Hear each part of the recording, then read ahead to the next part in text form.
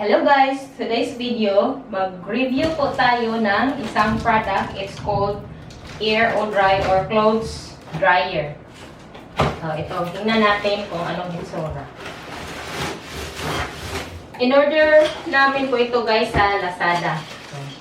So, yun. May clip at saka blower. Ayan, ito yung blower guys. Ito naman ay yung tingnan natin mamaya, check natin yung para saan. At ito naman yung this one. Ito yung lagayan guys. Lagayan ng yung ihahang natin. Yun. So, tingnan natin guys kung ano yung una nating gagawin. Ito.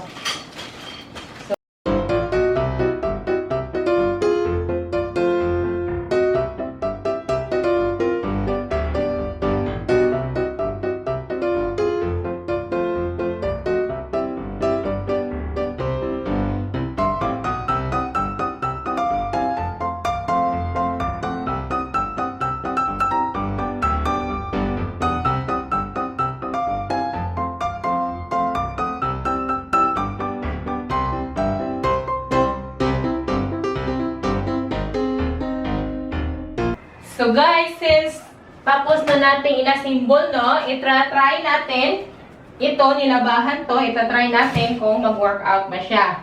At saka, malalaman natin kung ilang pieces ang malagay dito. So, yan guys.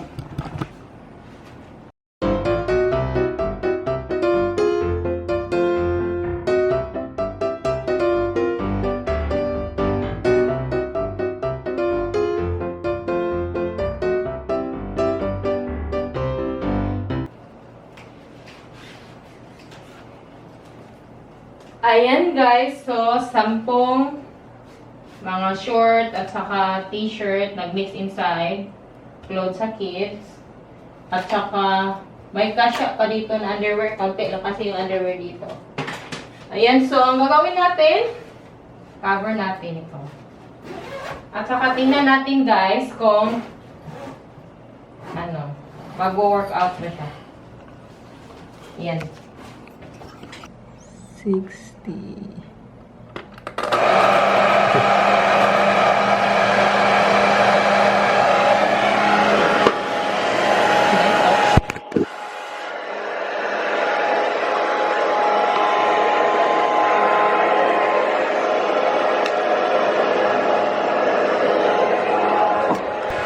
ito na yun guys, yung resulta, nilagay na natin sa loob yung mga damit, no? Tapos, ino-on na natin. At saka itong motor pala, guys, may timer po ito. Yung air dryer niya.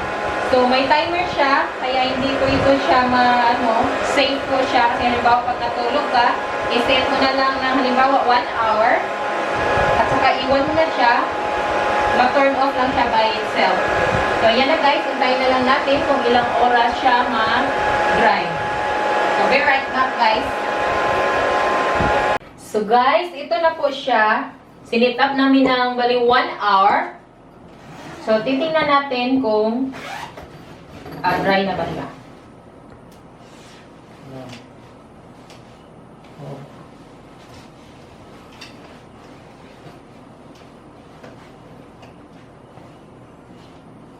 Ay, basa po. So ito guys, medyo yung parang makakapal siguro 1 hour plus meron pang basa. Ito dry na. Ay, tititay. Ayun guys, dry na siya. Dry. Yung underwear dry na din po. Dry na siya. Dry. So, maganda po ito siya, guys. Ang maganda sa kanya is affordable price for only 980 sa Lazada. Tapos, halimbawa, pag nag-dryer tayo, guys, kapag nasa loob po siya ng kwarto, katulad nito, dapat naka-open yung bintana kasi yung amoy, maaamoy natin hindi maganda sa atin yung amoy ng yung amoy sabon. So kailangan natin siya ilagay, pag ilagay natin, ilagay sa kwarto, dapat nakabukas yung bintana. At saka naman pag mas maganda ilagay sa terrace para hindi natin maamoy. So ito siya, siguro sa sobrang dikit, may kaunting basa, at saka ito, makakapal kasi siya. So the rest is okay siya, yung dalawa, sa sobrang dikit siguro. Ayun, may basa pa siya kaunti.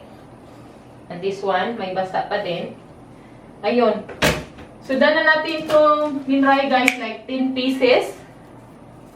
Like 10 pieces clothes guys ang nalagay ko. 10 pieces.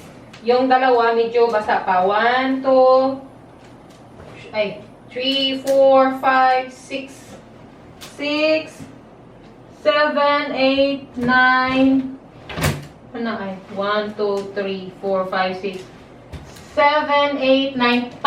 Dada. 10.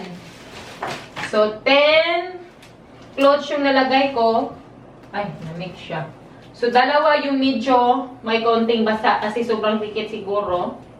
So, kaunti lang yung na-fit niya guys. Pero at least, paggamit natin siya kung kailangan, katulad ngayon palaging umuulan. So, maganda po ito siya. Mabilis lang po, 1 hour. Hindi po tayo mag-worry kasi pwede natin siya isit. Sinit lang namin ng 1 hour yung blow dry niya. Tapos, mag-off lang siya sa kanyang sarili. Ayun na guys, pwede na siya. Yung ganito lang niya, palaging natanggal kasi matatanggal siya eh. Kaya, matanggal-tanggal siya. Yun lang yung problema niya. Pero, pag nilagay naman natin na hindi siya magalaw-galaw, okay naman. So, yan na guys. Maganda siya. Pag gusto nyo bumili, mag-research kayo sa Lazada. 980 lang po ito guys. Sobrang affordable. So, hindi natin kailangan yung ilang thousand. That's all. Thanks for watching my video. Bye!